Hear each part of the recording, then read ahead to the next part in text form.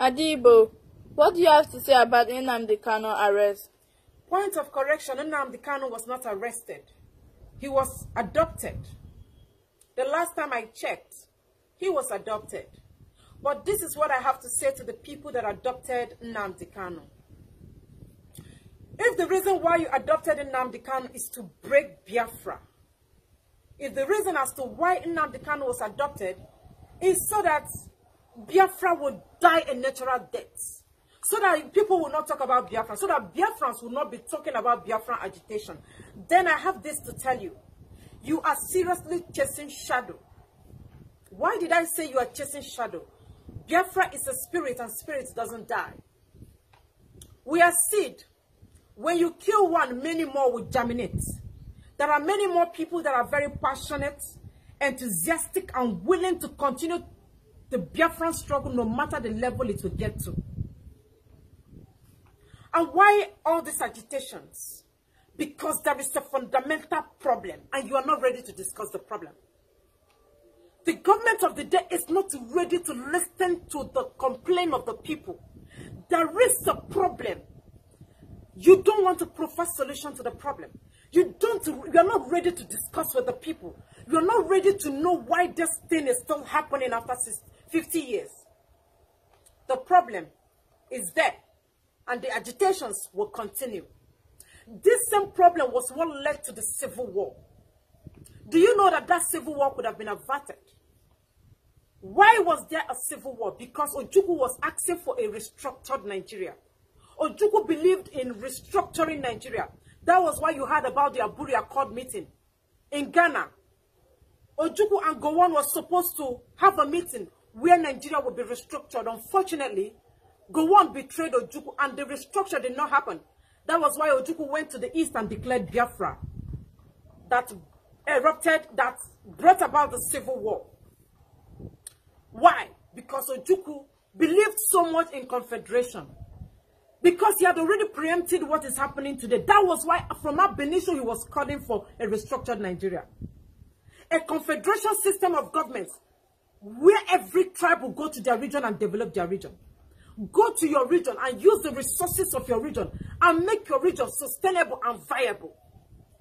A confederation is a system of government where every region will govern, protect their region, have state police, have state army, decide what happened to them, decide their fate, give jobs to their youth, provide electricity, make the roads accessible. That is the kind of government Ojukwu was asking for.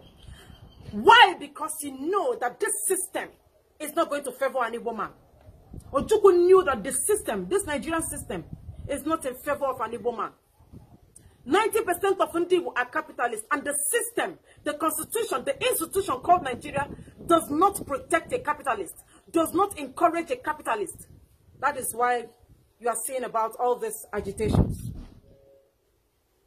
Now let me ask again, why are people agitating? People are agitating because there is no fairness, there is no justice, there is no equity, and there is no equality.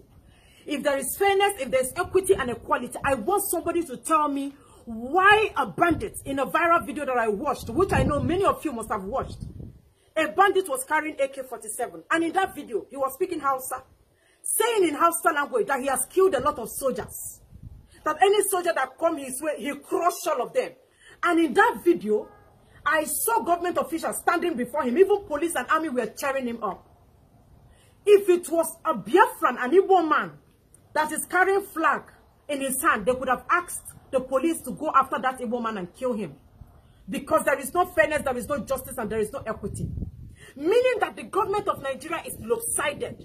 There are some people that should kill and they will be pampered, while the other ones, once they carry flag, they will be killed. That is why people are agitating, and the agitation will not stop. The agitation will go from generation to generation. It doesn't matter whether you kill many more people, imprison many more people. The truth is that at the end, the people will be free. Now, why are people agitating? Why are people passionate about living Nigeria? Because of high marginalization. This system called Nigeria is not favoring an Igbo man. Igbo people have suffered in the name of one Nigeria. Whether you believe it or not, Ndi Igbo have suffered because of this one Nigeria. because of an institution, because of the system, is not favoring Adaigbo. Serious marginalization. They can't do anything and involve an Igbo man. If they are holding a meeting, Adaigbo will be excluded from the meeting. If there's an appointment, Adaigbo will be excluded from the appointment. That was why that civil war happened. I won't go back to the civil war. Now, why are people agitating?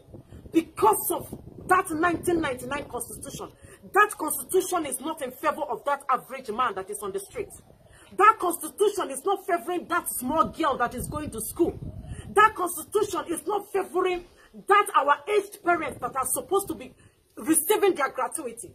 People are agitating because immunity is covering all the state governors, all the senators. Haven't you seen that a governor, after 8 years of his tenure, they will say that this governor did not pay workers' salary. This governor did not build roads. This governor has been looting his state. Instead of that governor to be prosecuted and imprisoned or jailed, this governor will go again and contest for Senate seat, and he will win. Tomorrow they will tell you that DSS just arrested this governor. After 3 or 4 calls, the governor will be released, and that case will be swept under the carpet at the detriment of the people. That is why people are agitating. People are agitating because there is no standard hospital. There is no standard road. All the roads that they are building, all the roads they've been awarding, is amateur roads that they are building. And when people go to that same road, people will die. People are agitating because there is no plans on how the youth should be given job. That is why they are talking about empower. When you graduate as a youth, when you graduate after spending many years in school, they will tell you that the only job left for you is empower. Just sit down, they will give you 20,000. So I want you to tell me, in a situation like this, why won't people agitate? When the common man doesn't have hope. People are agitating because when you don't give people food to eat, the economy is not sustainable again. People are hungry, they are committing suicide and dying.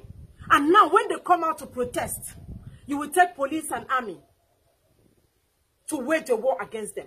You will tell police and army to shoot anybody that is protesting. Meanwhile, the last time I checked, Nigeria is practicing democracy and not autocratic system of government. That is why people are agitating. Now, what kind of government do I want? What is the government of my dream? What is the country of my dream? The government of my dream is the government of fairness, equity, justice, and equality. The government of my dream is the government that is willing to build standard hospital, a government of checks and balances, a government that will jail and persecute any looter, a government that is not lopsided in their judgments, a government that is not lopsided when it comes to rule of law, a government of all, a government that is protecting the interest, the right of mother and child, a government that will not kill somebody that is carrying flag and protect and pamper a man that is carrying AK-47. A government that is willing to talk about the epileptic electricity of Nigeria. For more than 50 years, 100 years, nothing like electricity, and nobody is willing to discuss it. I know Nigerian government, they are not willing to discuss this. That is the government of my dream.